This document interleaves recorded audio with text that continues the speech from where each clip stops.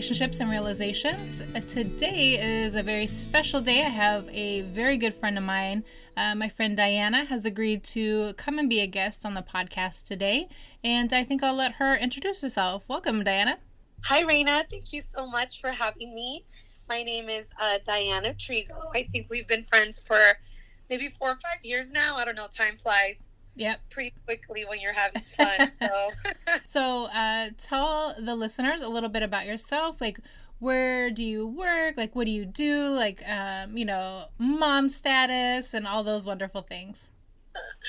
Sure. So I have a 3-year-old daughter. Her name is Luna, and she's the pride and joy of my life. I'm married to a wonderful man named Patrick Hernandez, and I'm currently 31 weeks pregnant with twin baby girls. And so right now we're getting ready for their arrival. And in regards to work, we own a dance company called Melomano Entertainment and Dance. And so we do salsa and bachata dance classes, and we do dance socials.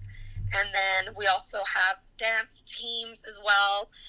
So we are also very busy with our teams. And then I also have a corporate day job.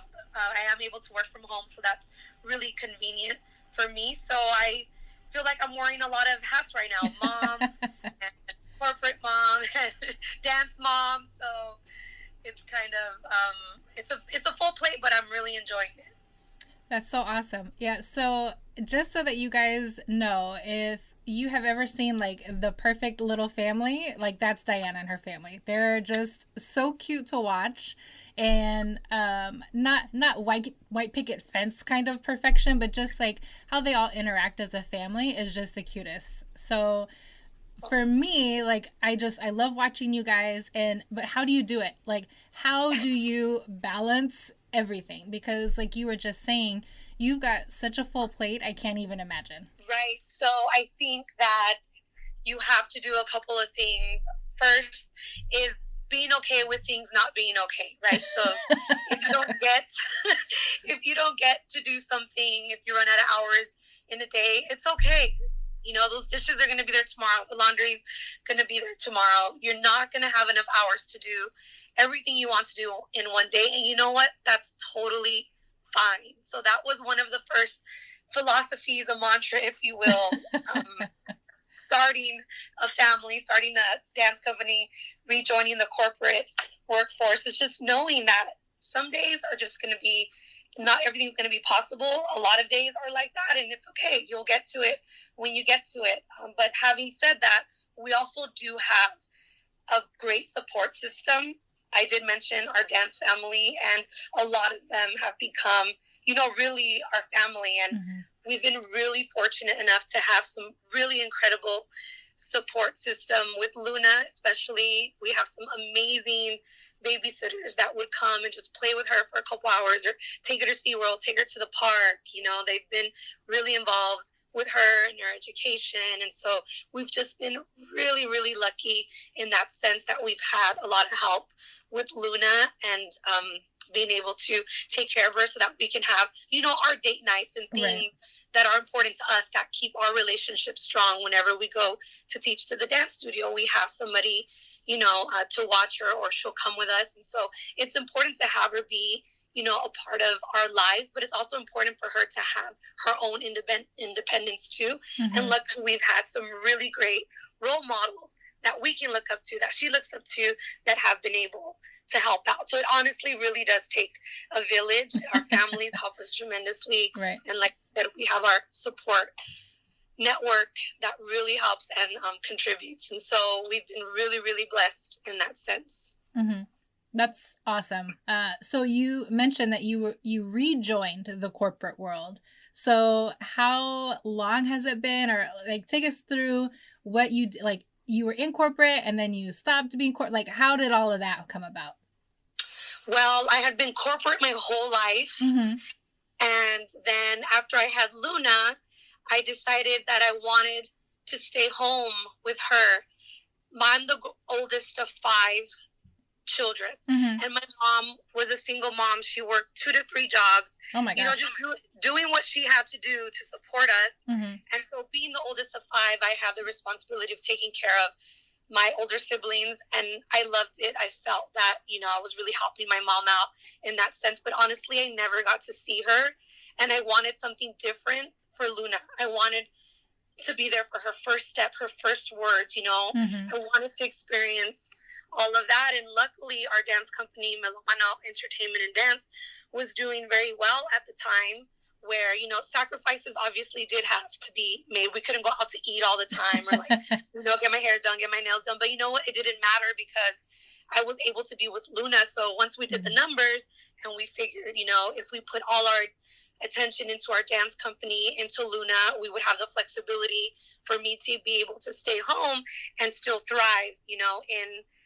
in that environment. So that's what we decided to do. We made the sacrifices we needed, but it was completely worth it. And I haven't missed anything of Luna's. I've been there for every milestone, and it's been the most rewarding feeling in the world. And Patrick and I were just so blessed to have the dance company that allowed us to do that. So we're seriously so grateful for that opportunity to be able to stay home with her. So I used to be in social responsibility, auditing apparel and footwear supply chains, and it was like a global, you know, position, and it was a lot of, you know, work. And so it was a big difference to step away from that and run a dance company and, you know, have a child. It was a different challenge, but it was definitely still, you know, a challenge. And I'm so happy we were able to do that. And then Luna started school a few months ago. And so I started applying and seeing what was out there. And one of my first mentors sent me this job opening. And I swear, when I read it, it was like, this job was made for me. All of the skill set I had acquired over the years, I thought I would just be a great fit.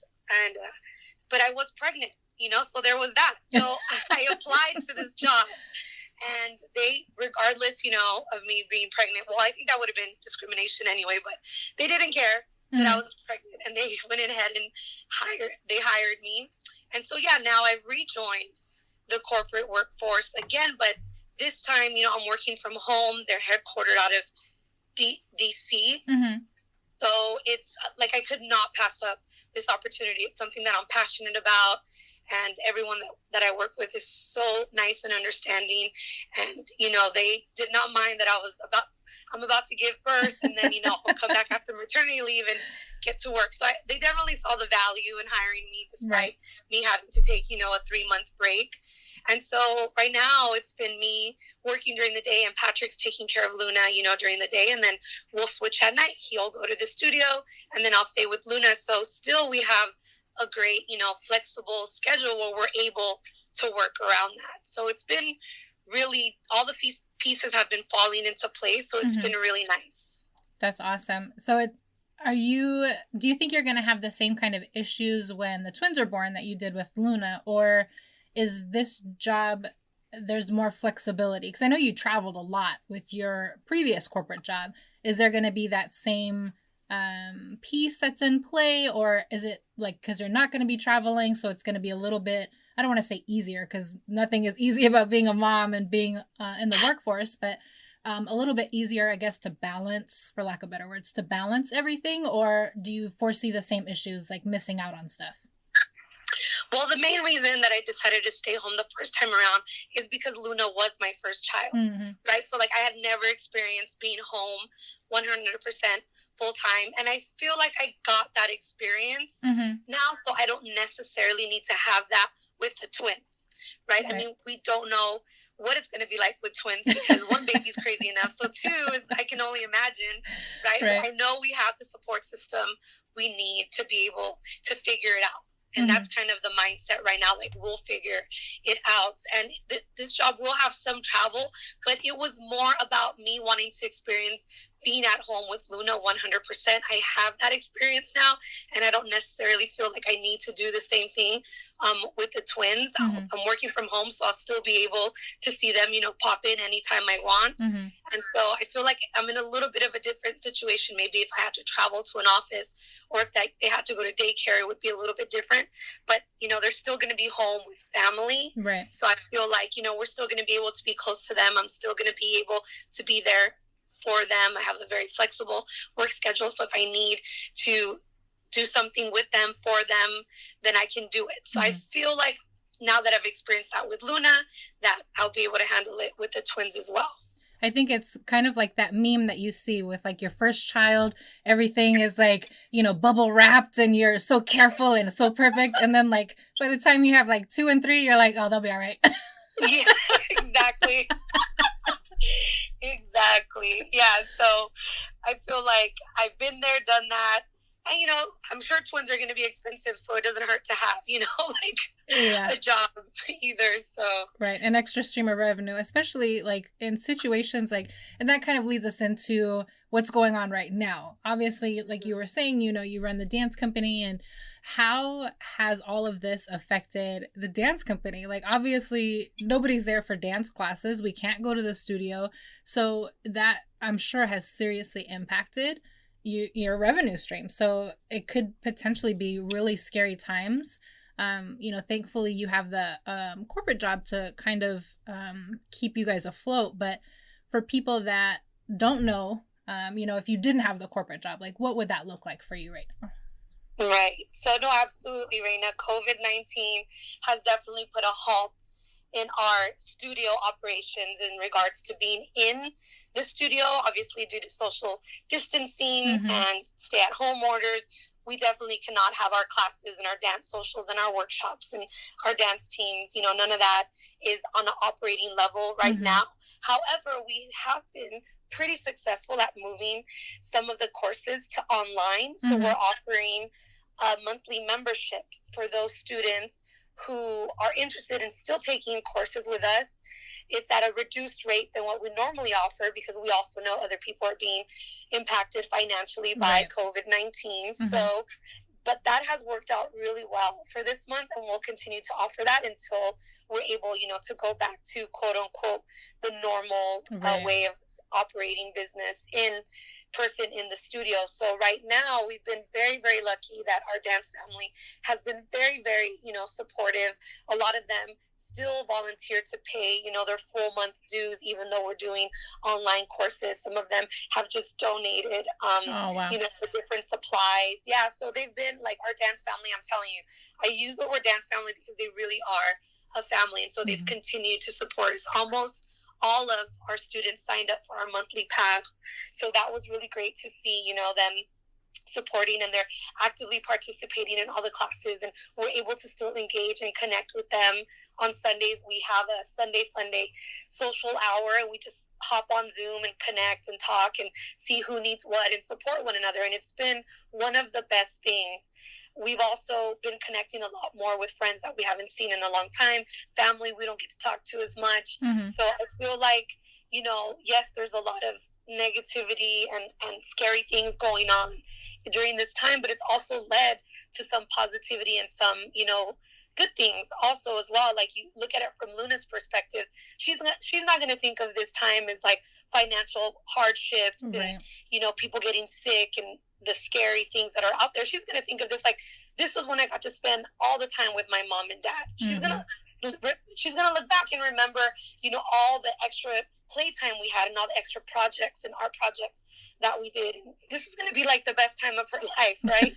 So I try to look at the positive things that are coming, out of this, an immense amount of family time. Luckily, we're quarantined here, and luckily we have, each other. Not everyone is as fortunate to be quarantined with their family, but I've honestly have really enjoyed spending more time with Patrick and Luna.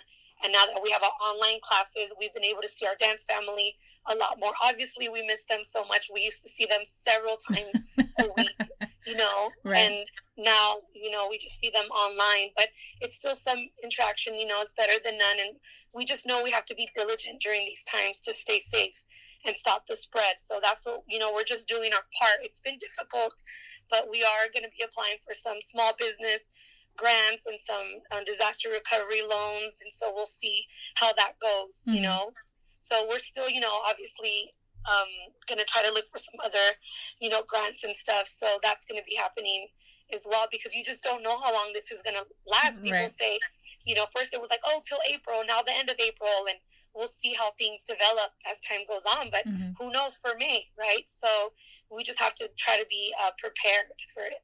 And not only that, but who knows, let's say we are able to rebound in May. Like, are you going to be able to rebound financially the same way? Like, there's so many things that I think are kind of second, third, and fourth order effects that people don't realize. It's kind of a domino effect, and is the studio still going to be there? And is, I'm not saying your studio, but just in general, or are people going to be able to afford to come back to classes, or, or teams, or pay for costumes? And, there's all these other things that are involved. I'm sure a lot of the listeners don't realize like how much cost is involved in, quote unquote, a hobby.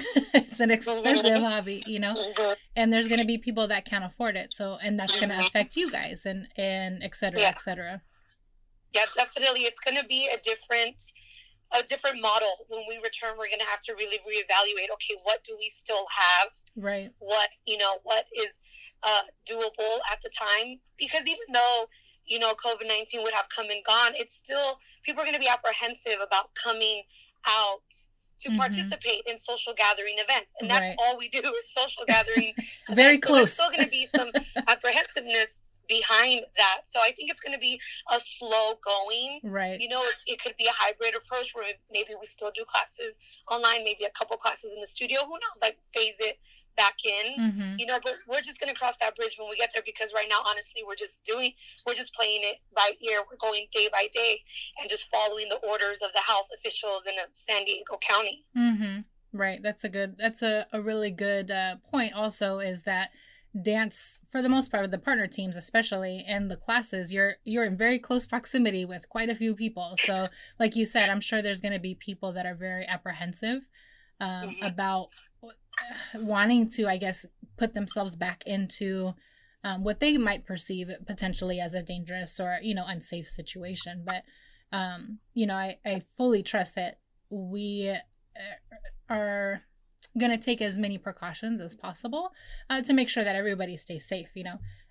Luckily, you guys were kind of at the forefront of making sure that people took care of themselves, and I saw quite a few different events and things that were happening even after the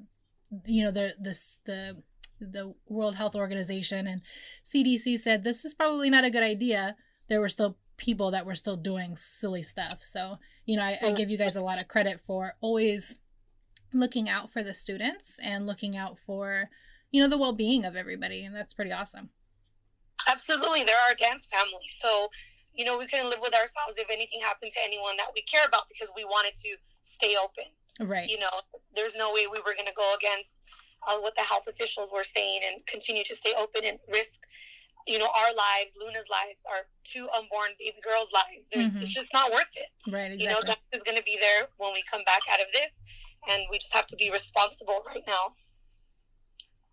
So back to, let's kind of like rewind and take it back, I guess, to a little bit of happier times. We're all doom and gloom right now. Let's do a little rewind. So I want to talk about you and Patrick for a second, because like I said earlier, you guys are the absolute cutest, and it's really obvious when anybody sees the two of you together that you guys are just like the cutest couple. Like you can see it. There's some people that you're like, are they together? But with you guys, it's like, nope, that's like love right there. So how did that even like come about? Like, how did you guys even meet? Like, what happened? Tell me about that. Even though I know our listeners want to know. Yes, definitely. So at the time I was living in Los Angeles. This was 2014. And he was living in San Diego. And we both were driven by our friends to a dance social in Orange County, which for those of you who might not be familiar geographically, Orange County is kind of the midpoint between LA and San Diego. So we both went out of our dance circle to attend a dance social. And I really didn't know anyone there besides my friends that I was there with. And so I was kind of standing around looking for somebody to dance with. And I just seen this guy standing there. He wasn't even dancing, but he was wearing these bright red shoes.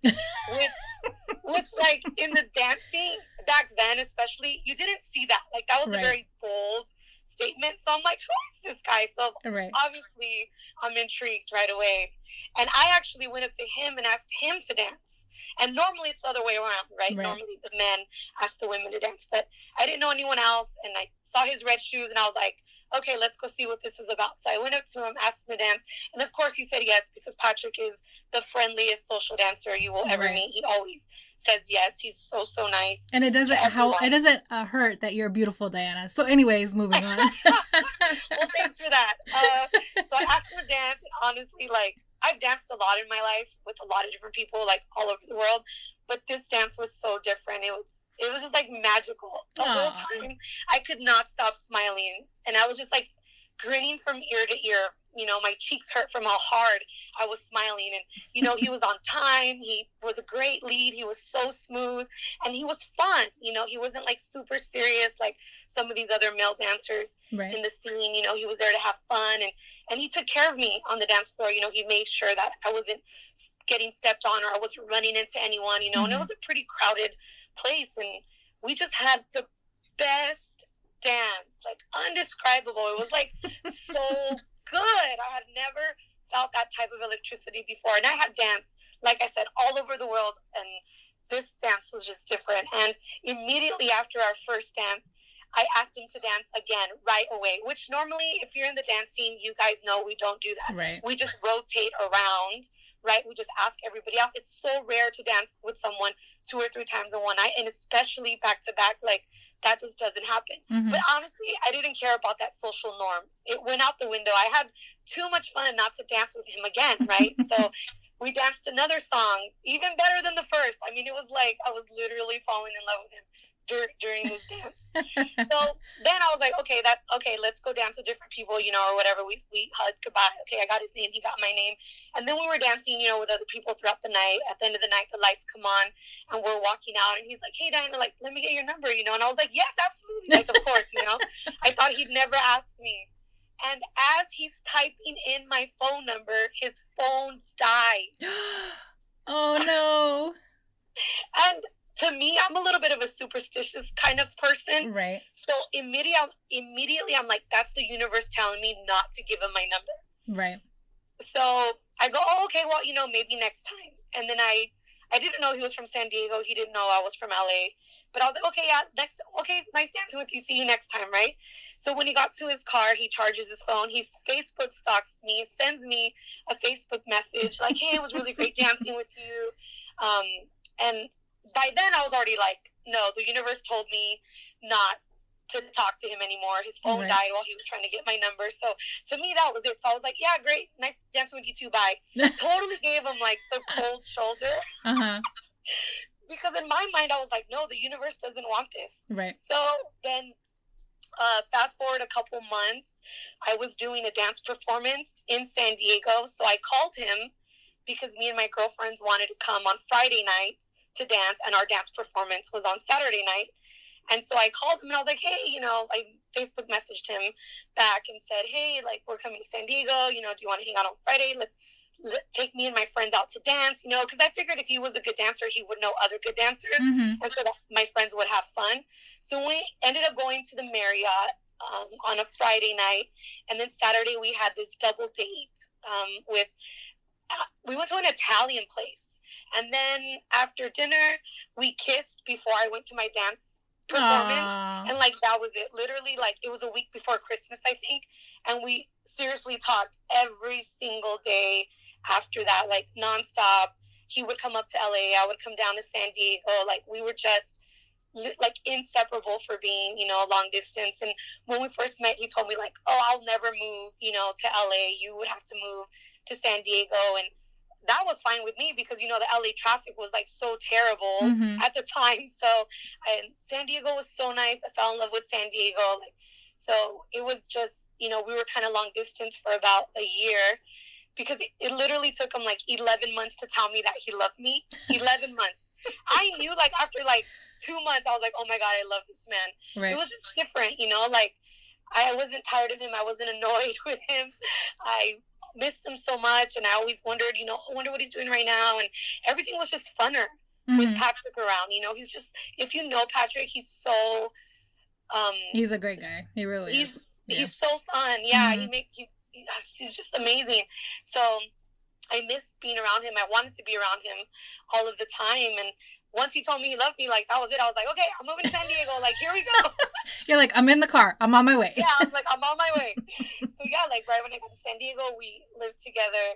And then a couple years after that, you know, we had Luna and started our dance company. And so it's been just the best decision of my life ever, asking him, you know, to dance. And had I known now, you know, then what I know now, Patrick, his phone is always dying. Like, it's just right. that way. So it was a totally normal thing that I took completely the wrong way. Right. You know? So, yeah, it's just like a part of who he is. But that's pretty much how we met. Was it scary for you, like, to leave LA? And because I know you're not originally from LA, so that, but you're still leaving a place that, you know, you knew and that you had friends there, and, you know, you were dancing with a company up there. And was it scary? I had to change jobs to move down here. Like, but I didn't care because, you know, I was like, jobs are going to come a dime a dozen. There's so many jobs out there, but there's only one Patrick. And I had to follow my heart. I just had to, like, there was no other way around it. Like, I was not going to live with the regret of meeting this great guy and having it end because I was 200 miles away. Right. Like, no way. Like, that was, to me, there was a mountain I would not have moved to come and be with Patrick because I just knew he was the one. Like, I knew he was going to make me happy and I was going to make him happy. And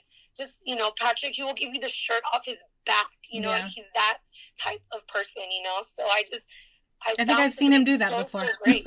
I'm joking. Huh? I said, I think I've seen him do that before. And I was like, no way, I'm joking. Probably. Like, he is like that. He always putting others, you know, before himself and always thinking of others. And he's just, you know, the perfect partner. And he's an amazing dad. Oh, my gosh. Like, Luna adores Patrick so much. And it's just like, he's definitely like everything that I ever wanted and more. Like, things I didn't even want in a guy, like somebody who could cook.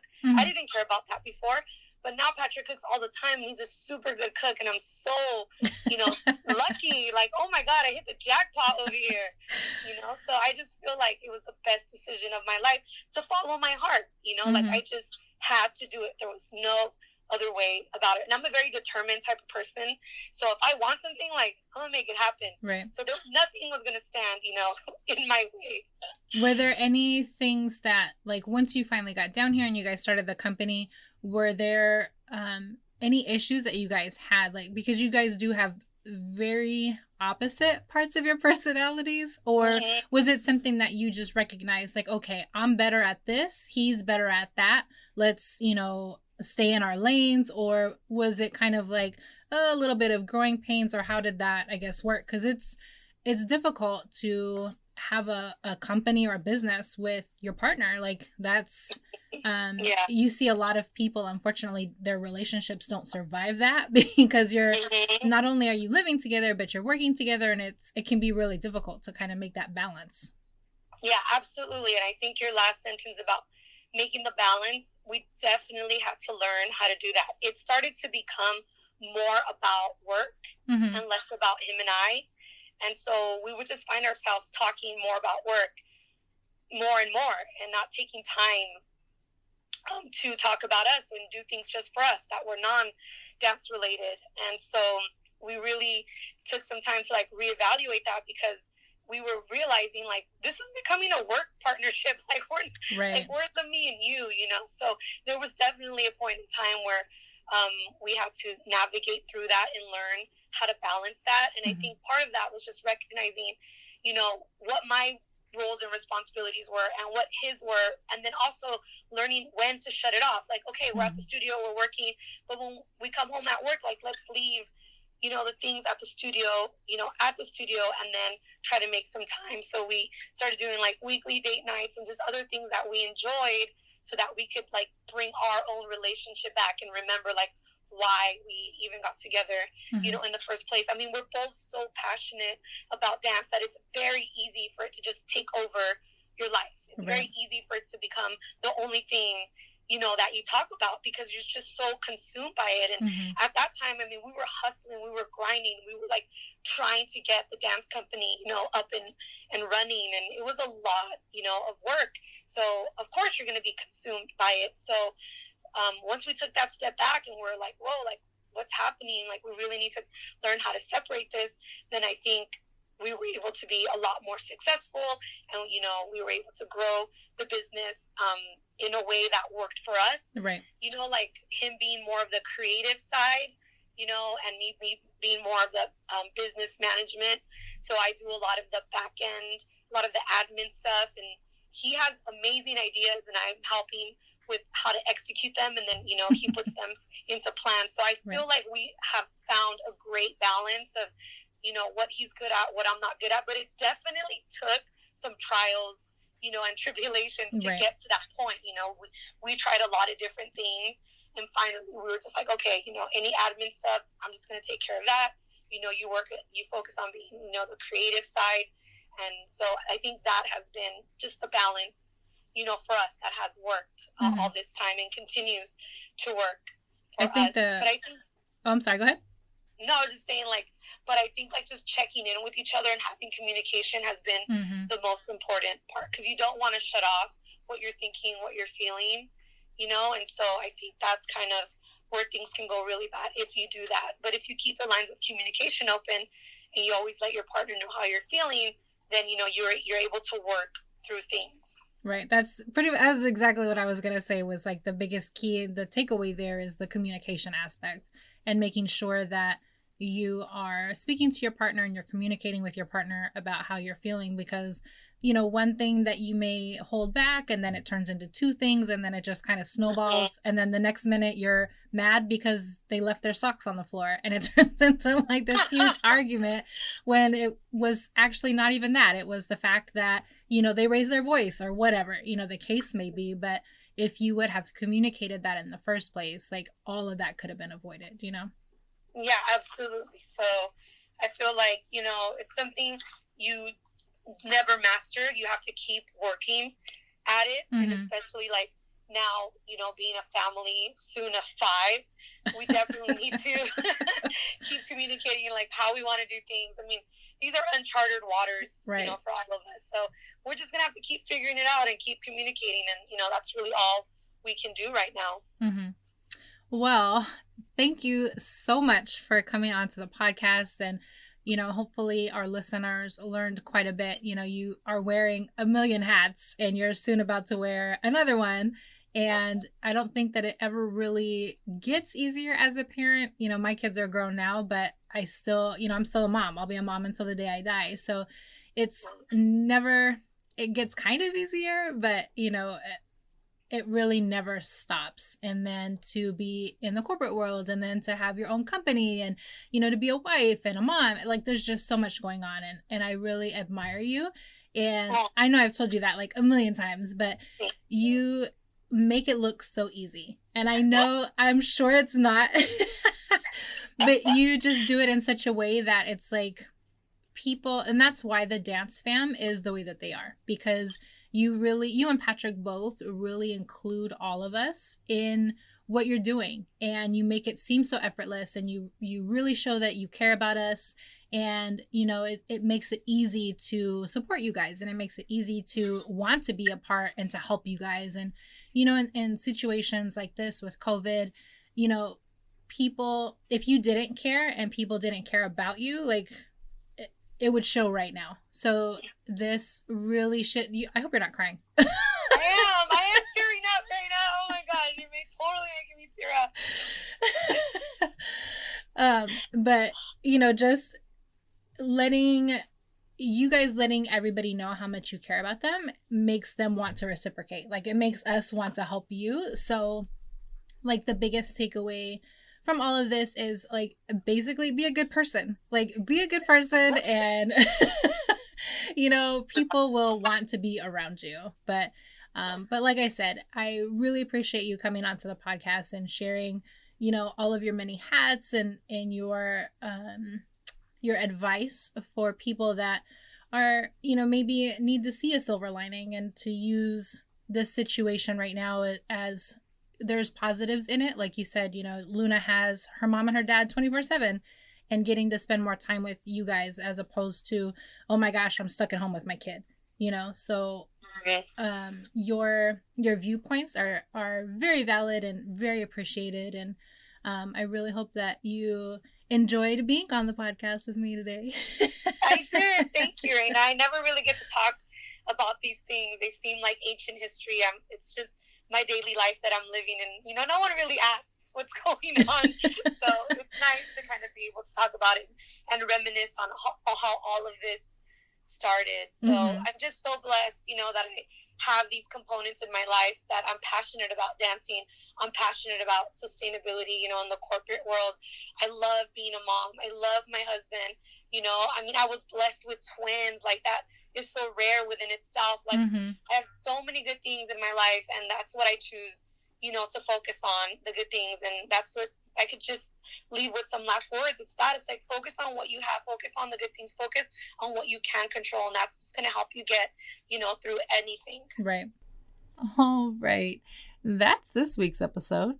I hope that you all enjoyed listening to my good friend Diana talk about being a mom, a business owner, getting back into the corporate world, and listening to how she deals with all of it and gets through the day. And, you know, I think that there are quite a few nice tips that she was giving.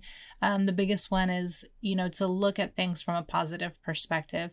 And I know I definitely need to work on that sometimes, because it seems like the glass is half empty sometimes. But hopefully you all got something out of that, and hopefully you're enjoying the podcast and the new dialogues that we're having on the podcast now. And I would love to hear your feedback. I read every single one of your messages, so please keep the feedback coming. And you can find all of our social media, whichever platform you use, on our website, rrwithrr.com. Again, that's rrwithrr.com. And we will see you next week. Have a good one, everybody. Bye.